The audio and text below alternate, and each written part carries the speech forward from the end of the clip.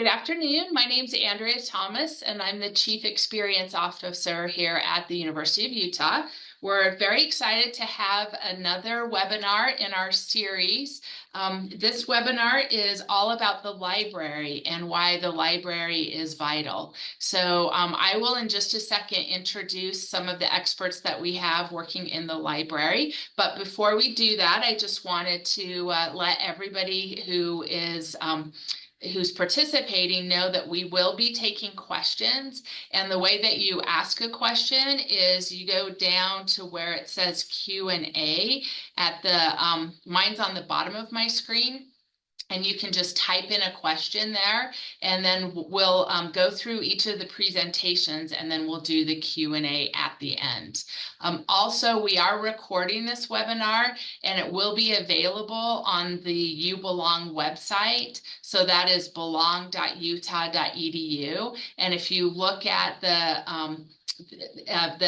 index for that place, it shows all of the webinars, and there's many different topics that we've had webinars on that are all held there. So if you have any questions, it helps you just go and be able to watch those webinars. So again, thanks for being here. We're very excited to talk about the library. We've got 4 people from the library who will be presenting. First, we're going to start. I'm going to introduce everybody in order of presenting, and then we can just hand off between presenters. So we have Dale Larson, who is the graduate and undergraduate services librarian, and he's going to go over what 3 things every student should know about the library. Then Rachel Hazley, who's the resource sharing and course materials manager, is going to talk about how students can save on textbooks and course materials.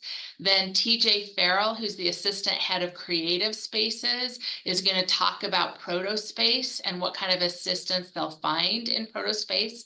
And then we'll finish up with Rachel Ernst, who's our special collections reference librarian, and she's going to talk about the different departments that make up special collections and how students and public can access those materials.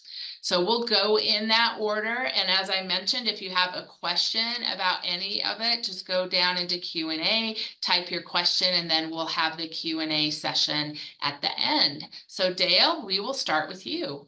I have to introduce myself. I'm a bit of a generalist, and so I think that's why I'm going first, is because a lot of the things that I do are connecting people to services that you'll be hearing about later in this presentation. So forgive any overlap, my fellow presenters. I don't mean to be horning in on your business. So I've been a librarian only for about 15 or so years, but I've worked here since let's say the 20th century. And I've seen all of the changes over the library. So if you're coming at this, having experienced the library in the past, I work with a lot of non-traditional students, and I can compare and contrast. So I'll try and do a little bit of that as we go. This first picture right here is from a symposium, and the person on the far right is a health sciences librarian. And it's part of how libraries work these days is we go out into the campus and the communities and the classes and the partnerships and the group work and things like that. So we're not in the library anymore. If you hearken back to the old pre-internet days, everything was very centered in the library, and now it's a lot more diffused. So the top 3 things that you need to know, or your student needs to know about the library. Let's go on to the next slide, and I'll begin. This is the easiest one to think of with libraries, is we have access to books, obviously, scholarly articles. That one's kind of more of a mystery to students. So the library is here to help figure out how to work with those. There's millions and millions and millions of articles. And these are evidence-based scholarly articles, but there's also newspapers, magazines. I mean, what's left of magazines? But if you think about scholarly articles, it might be in a particular discipline like civil engineering or psychology. And we have scholars from all around the world in multiple languages. It's not just English.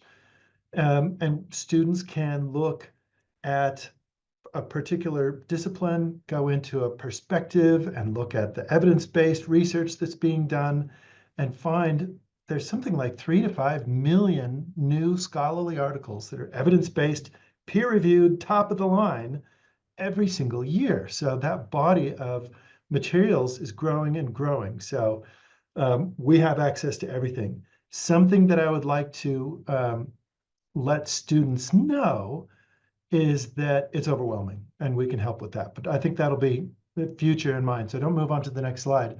But with all the books that we have, one of the ways that we collect books, but also scholarly journals, is by the usage. So if students use something or faculty ask for something, or even if students, staff, and faculty, if there's an emphasis growing in something. So for example, we had a recent growth in Pacific Islander studies. So we bought a bunch of stuff on Pacific Islander studies, anthropology, cultural studies, humanities, you name it. Everything was start to being built. When you think of a library as a student, oftentimes you're just kind of like feeling like, oh, this is all here for me and it's all ready to go. But we're trying to grow it into a participatory process. And we'll hear that from some of my colleagues as we go farther into the presentation. We want to ensure that everyone has access to everything. So in addition to millions and millions of books and scholarly articles, a huge amount, maybe a majority of many of those are online and accessible from wherever you go. Things like the pandemic didn't slow us down because everything was already online.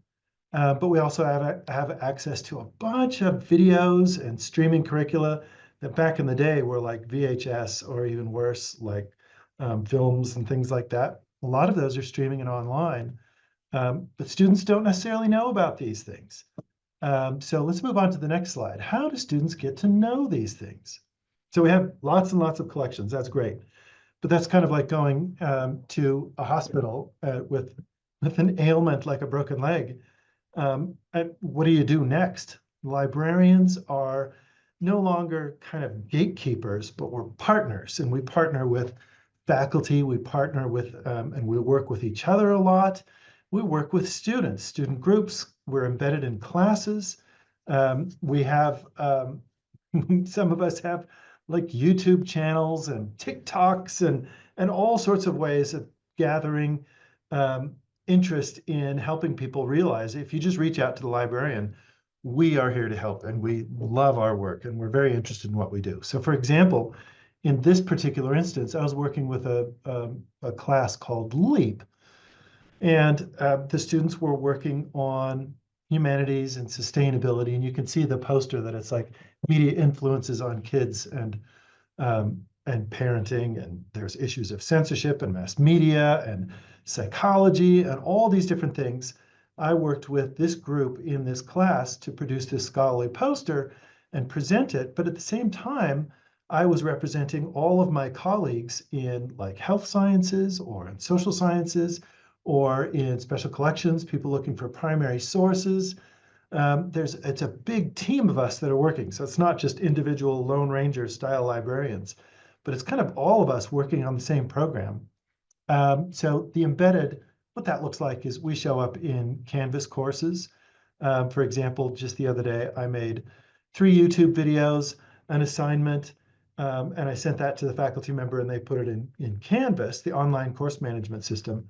And then the students can reach out to me. So sometimes we visit the class, sometimes it's a YouTube video that does that. We try and reach out to students, but email is the best, but we're trying to make ourselves accessible. So if you're talking to a student, have them go to the library and ask for help fearlessly, and they'll be delighted at how nice and helpful we are. Okay, the next slide, please. Believe it or not, our library has turned into one of the busiest places on campus, and it is the place to be.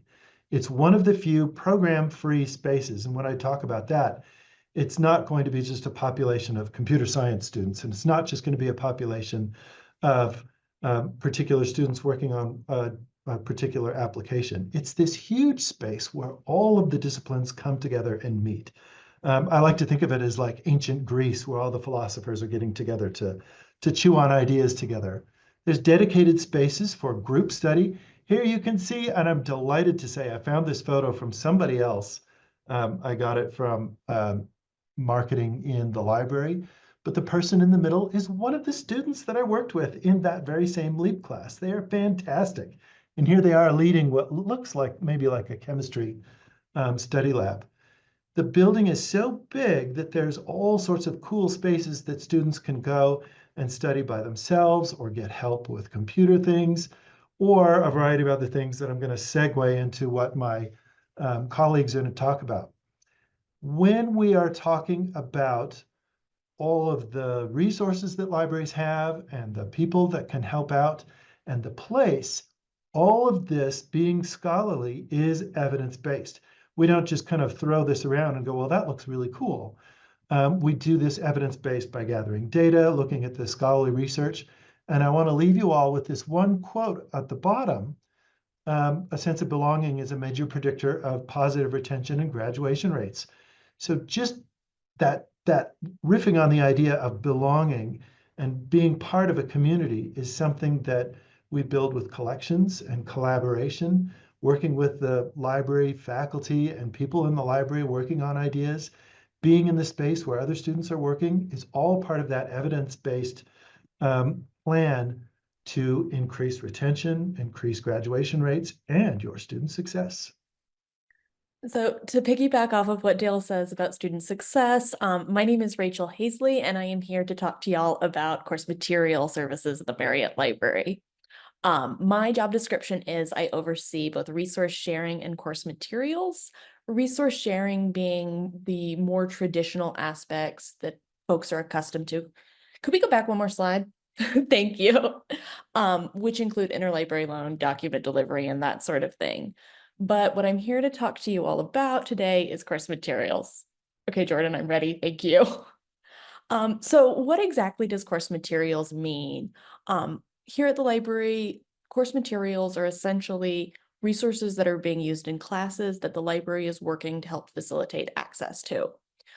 We provide traditional print materials on that open reserve model. So we have a shelf on the most populated, most heavily trafficked floor in the library that provides access to print textbooks, anatomy resources. So bone boxes, skeletons, those kind of hands-on resources that students might want to use to kind of understand more in-depth, hands-on applications in more detail, as well as physical films and materials.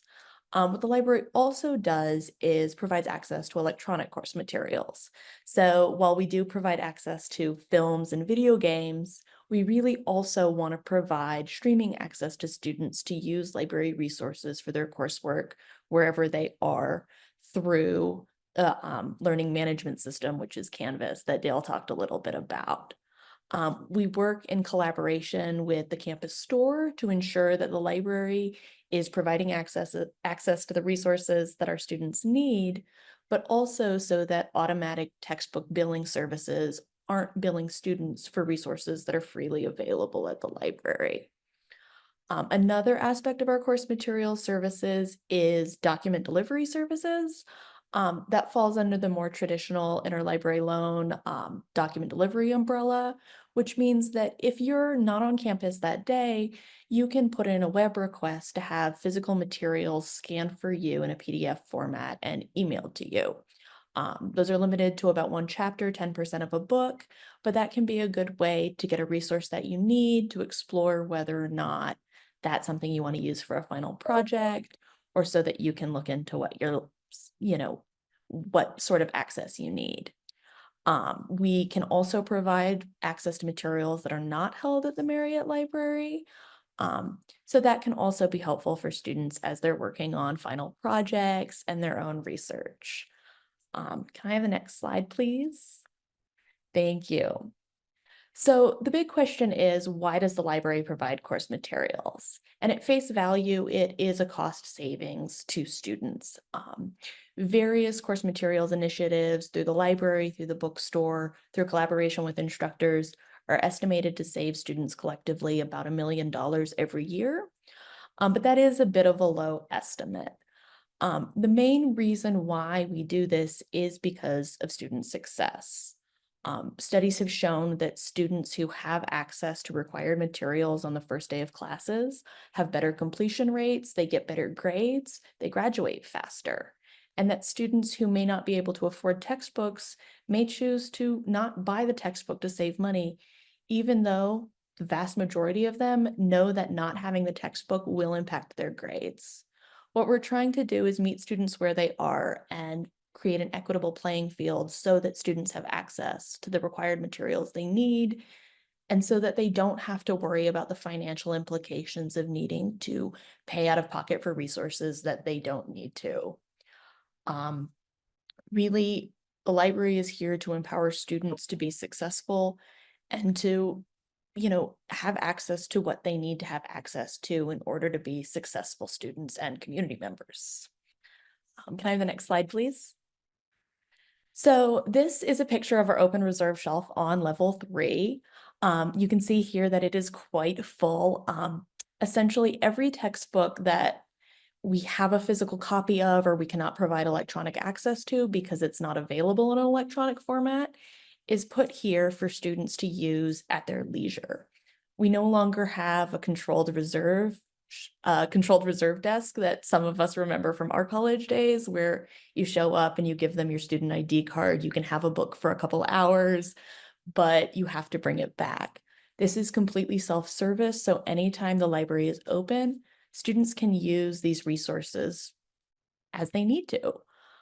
The other thing that's really cool about this is we have publicly available scanning software and scanners that students can use so that they can they can make a PDF copy of the textbook chapter that they need, they can email it to themselves, and they can study it at their leisure. They're not tied to being at the library, even if the material is only physically available.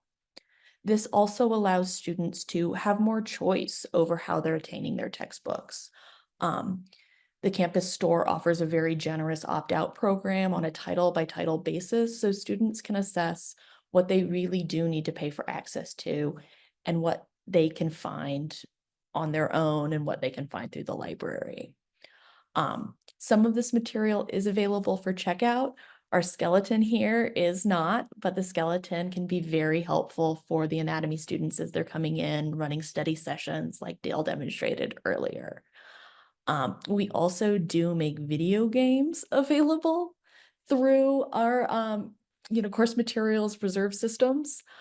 That's a pretty new development with the exponential growth of the U of U's games program that students are very excited about. We wanted to find a way that we could make these video games accessible to students so that they didn't necessarily have to pay out of pocket to acquire access to materials that they needed. Can I have the next slide? Thank you. So most of my job happens on the back end where we're doing work to coordinate with instructors in the bookstore to ensure that instructors are letting us all know what sort of resources they need. We're also providing feedback when instructors need it about things like open educational resources. So open educational resources are freely available educational materials that are provided to students without cost. And whenever possible, we try to ensure that our faculty know about these resources that are available to them, that they can share with their students. We always defer to the instructor for these choices because the instructor knows their material best. The instructor knows what they're teaching and they know what they want. The library is merely a conduit for making sure that the students can access this material. So once we've communicated with instructors, the library spends a lot of time acquiring and verifying access. We're constantly running data, spreadsheets, making sure that the levels of access that we have can accommodate student needs to the best of our ability. This also includes constant link checking and constant error reports, which is great because that means faculty can let us know if they've changed their mind or they read a new article and they want to make it available to their students. The library can work to make that available, usually within 1 or 2 business days. If links are not working, these links are all provided through Canvas. So there's an automated mechanism for students to let the library know that there's an error, that something's not directing properly. And we can get that fixed within the same day that it's reported. All of our access that the library provides is mediated either through the library catalog or through Canvas. The campus store also works very closely with us to link our resources so that students know what they can access and what they don't need to pay money for, what they don't need to buy on their own dime off of Amazon. Um, we're constantly looking for new ways to make things available. We've been very, very lucky to have a lot of campus support for our student success initiatives here at the library, and we're looking forward to continuing them with the next generation of students. My contact information is just below where there's my email and my phone number if anybody has questions or wants to talk about some of these library initiatives in more detail. Thank you. Hello, everyone. I am TJ Farrell. I am the assistant head of creative spaces, which means I help to manage the Marriott Library proto space. So we are one of 3 designated campus labs here at the Marriott Library. And I do want to introduce the rest of the team just briefly as well. So here they all are. So we have 4 full-time staff, 3 librarians, and 6 student employees. I want to say we're actually at 7 student employees now. So I've just, I think I've left. No, there's 7 on the list. Okay, so I'm just out of sorts. But there are 7 student employees that help to create access to resources in Protospace. So let me back up a little bit and just say, like, what is Protospace? Can we take a look at the next slide? Okay, so really, it's you would think of it as like a maker space. The primary difference with Protospace is that there's no door. Anytime the building is open, all of the resources in the space are available to students, faculty, and staff with support. We have a help desk that's staffed from 9 to 5. With some weekend hours as well. So our hours are on the calendar. But the rest of this slide is just me going through what are these resources. So we'll just dive right in. Take a look at the next one here. Okay, so at the top we have the visualization wall and GIS services. So the Viz wall is, you can see in this the photo in the background here, it's a 25-foot television, basically, with the difference being that it's really, really high resolution. So there are 18 monitors there. Each of those is a 1080p monitor. So it just has a really, really high resolution screen. And what we do is help people generate content for it, help people to overcome some of the challenges in creating really ultra high resolution and displaying it on this resource. So it's used for all sorts of teaching and educational components. We also have a GIS lab, so geospatial information systems is something that my colleague Justin specializes in. And we work to kind of keep the computers and the software all in order and provide support for those things. Next up, we have board games and Lego tables. So these really speak for themselves. The board games are used in curricular components, things, courses where people are talking about narrative design and kind of gameplay as storytelling. And the Lego table, honestly, we don't program it much. We just clean the Legos once a semester, and it changes form every single day. So moving on. Okay, so the location. So on the map there on the left, you can see this giant area. So Protospace is about 25,000 square feet. It is massive. And so all of these resources are spread out through the space. Right in the middle, where there's that question mark, you can see we have our help desk, and Isaiah is there, ready to answer any questions you may have. So moving on. Different types of media spaces are in Protospace. So we have the framery pods, which are, I call them soundproof-ish. A conversation in them won't be heard by people outside, but they're not quite, you don't want to go in there and have a shouting match. Our podcast booths are much closer to soundproof. And these are, they're vocal booth rooms that have computers and podcasting microphones in them. And each of these is reservable. So there's an online web calendar that you can reserve these things on. The materials collection is another quite uncommon resource for libraries to have, a materials collection of design and prototyping resources.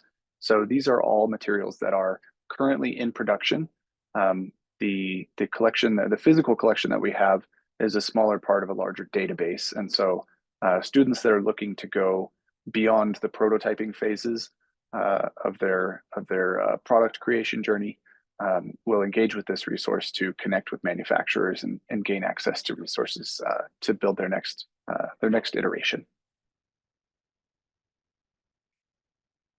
Okay, all kinds of things related to soft goods. So sewing machines, dress forms, sergers, a pressing area, cutting table, an embroidery machine. So all of those things are available with no cost and no barrier to entry, aside from perhaps a little bit of bravery. If you haven't used one of these machines before, we can help out, and we do teach kind of routine workshops and courses for these materials.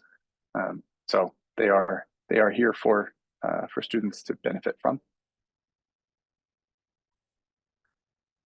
We have a vinyl cutter and a button maker. So one of these is computerized and one of them is not.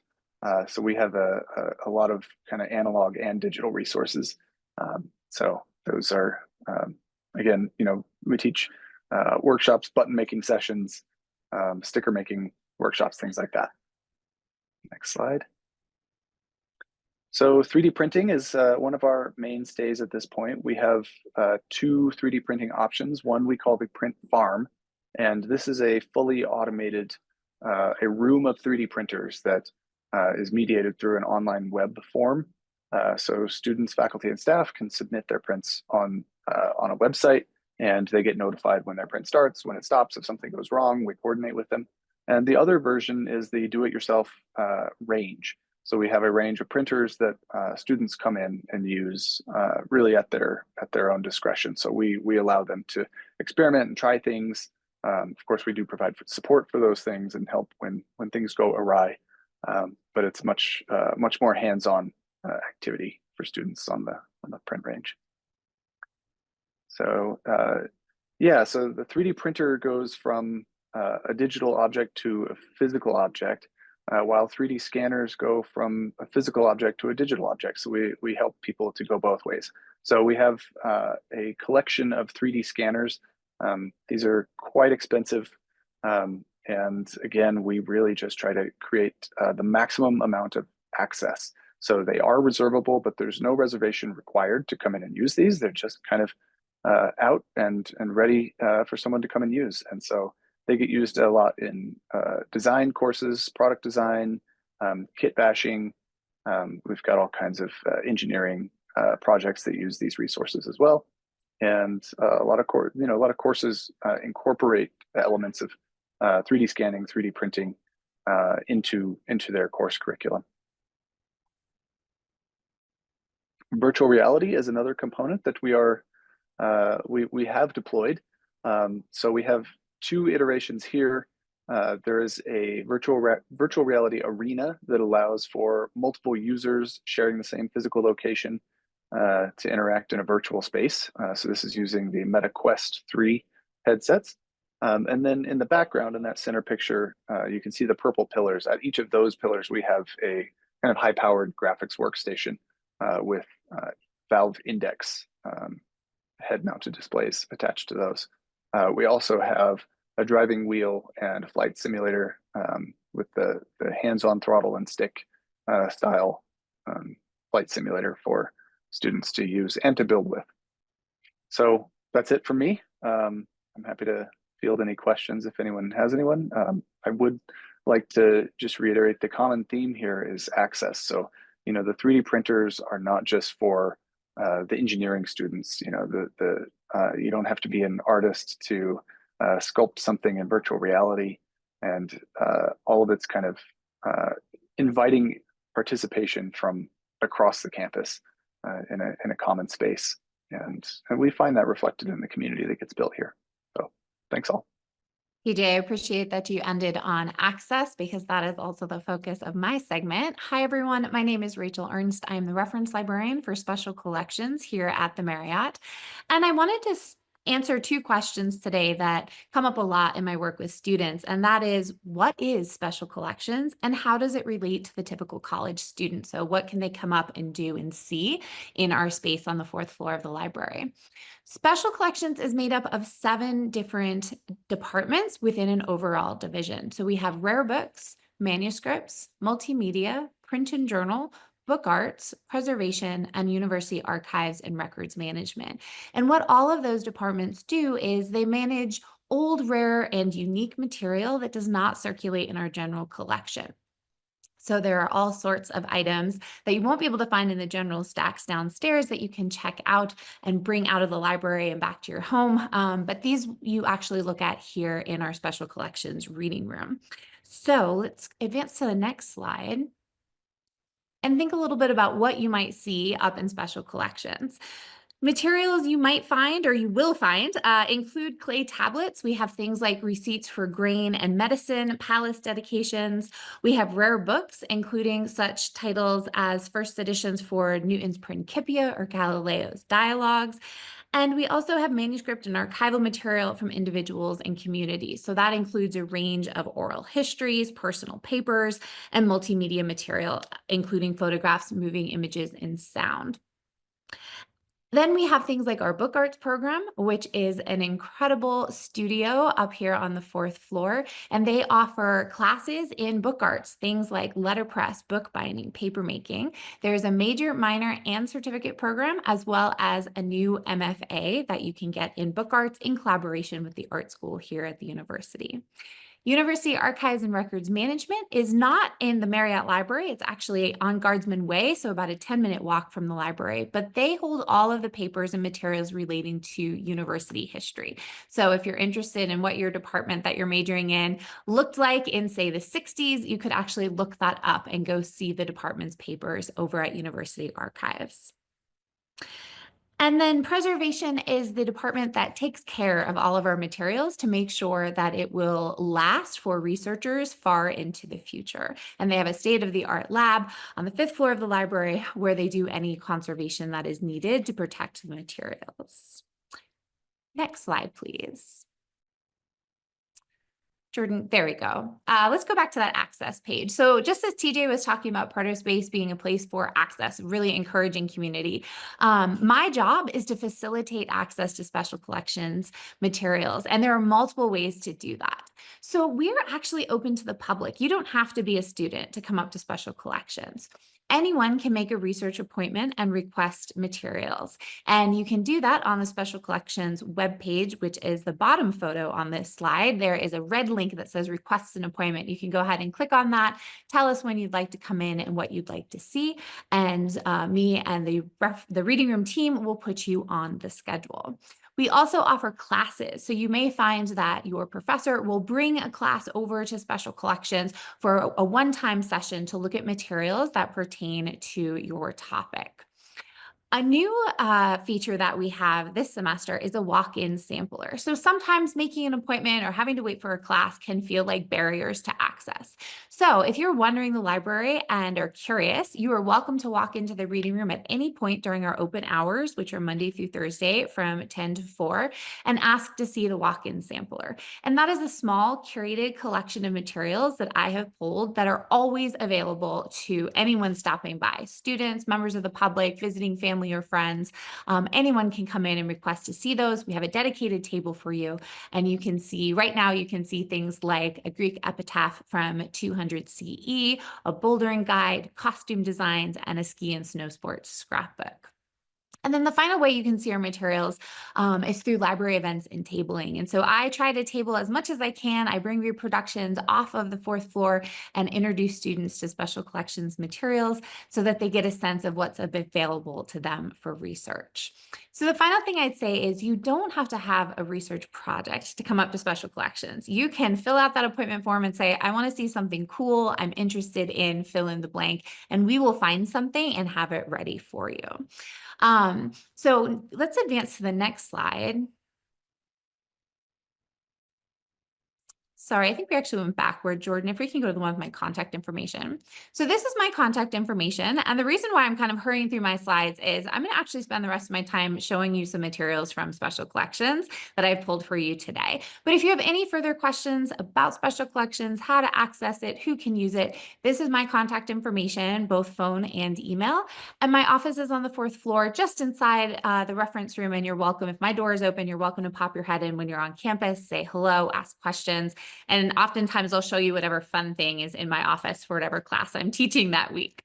All right, so I'm going to ask Jordan to stop sharing his screen, and I'm going to show you some things from Special Collections.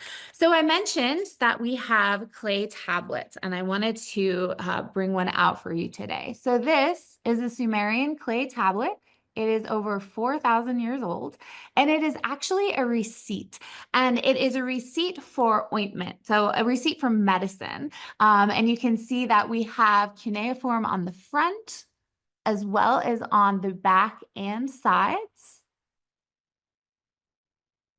And this has survived since about 2250 BCE, which is pretty amazing. My receipts usually end up in the backseat of my car or the bottom of my purse. So it's really great to see this having survived for so long.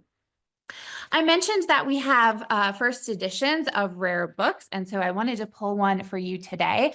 A lot of times students say, oh, I'm in science or engineering. You probably don't have anything for me. We absolutely do. So what I'm going to show you now is our first edition of Newton's Principia.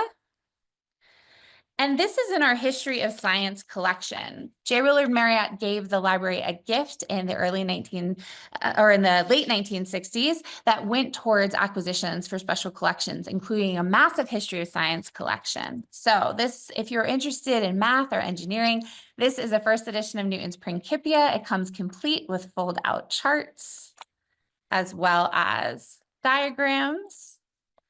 And it was printed with movable metal type, and it was printed on rag paper. So it is actually in amazing condition. So if you're interested in seeing this, go ahead and make one of those appointments, and you're more than welcome to come up and see this first edition, handle it, take photos. It is written in Latin, which was the scholastic language at the time. So that sometimes proves challenging, but it is well worth the visit. Some of our books also challenge what we think of as a book. So we have a huge collection of artist books. Those are much more contemporary, including ones from the past year, but they challenge what we think of as the codex form. So cover, pages, back cover, that's the form we're all familiar with. But if I told you this was a book, I wouldn't be lying. This is an artist's interpretation of the Wreck of the Hesperus by Longfellow. And you can see that it has a small boat, and I want to show it to you that way. There we go. And all of these pieces come out, and they have the text from the poem written on them. So we have books that you are going to recognize. We also have books that will challenge you as you think about what is a book? How do I think about it? We also have a manuscript material, and one of the things I wanted to show you gets at that idea of personal papers that I mentioned. So this is correspondence from Vince Iturbe, who was a soldier during the Vietnam War. He was born in New Jersey, but lived in Salt Lake for his adult life. And these are letters that he wrote back and forth between him and his family and friends during the conflict in Vietnam. And you can see they're in excellent condition and paint a really human picture. It's a very personal account of his experiences and the conversations he was having with friends and family. So again, you can make an appointment to see these. We also have lots of oral histories. We have journals if you're interested in history, especially the history of the Intermountain West. And then the last thing I'm going to show you today is going to help you think about why Special Collections exists. The last thing is actually quite contemporary. It is that bouldering guide that I mentioned from our walk-in sampler. And you may think, well, that was published, in the 2000s. Why is that up in Special Collections? This guide is actually out of print, and it is one of the most popular bouldering guides for Utah. So the reason we have it up here in Special Collections is that means we can provide perpetual access. Because it can't be checked out, it's always here in the library and available for anyone who would like to come up. They can take photos of the climbs they would like to do. And in that way, we can make things available where they may be checked out in the general collection or sometimes even walk away if it's a really popular title. So this is a way that we can provide access and make sure everyone is able to see it. And it fits in nicely to our outdoor recreation collection, which is one of our strengths here in Special Collections. So that is all the material I have to show for you today, but it is a tiny fraction of what we have up here on the 4th floor. Again, we are open to anyone. Do not feel like you have to have a big scholarly project you're working on. You can, but you can also just come up and see things that align with your hobbies or your interests. Thank you. Well, that was excellent information. Thank you all so much. I've been monitoring for questions, and we don't have any questions at this point, but you all gave such great information on how to get a hold of you that I'm sure that if anybody has any questions, they can come stop by, visit, and experience everything that you've got in the library. I can confirm, I think a couple people said how popular the library is. It's really the heartbeat of our campus. It's in the center of the campus. Everyone talks about meeting on Library Plaza. They go into the library to study. I know so many students who have their favorite study spots in the library. So it's just been an honor to have such great information coming from the library today. I did want to just mention, like I did at the beginning, that we have filmed this webinar. So it will be available to people who are interested in this topic on the belong.utah.edu website. If you go to the index, you'll see a tab for webinars, and then there's many topics of webinars that we are providing for students or their families or supporters or alumni or anybody with interest. So I want to thank Dale, TJ, and Rachel for their expertise, their commitment, and all the great information that we got today. Thank you so much, and thanks for joining the webinar.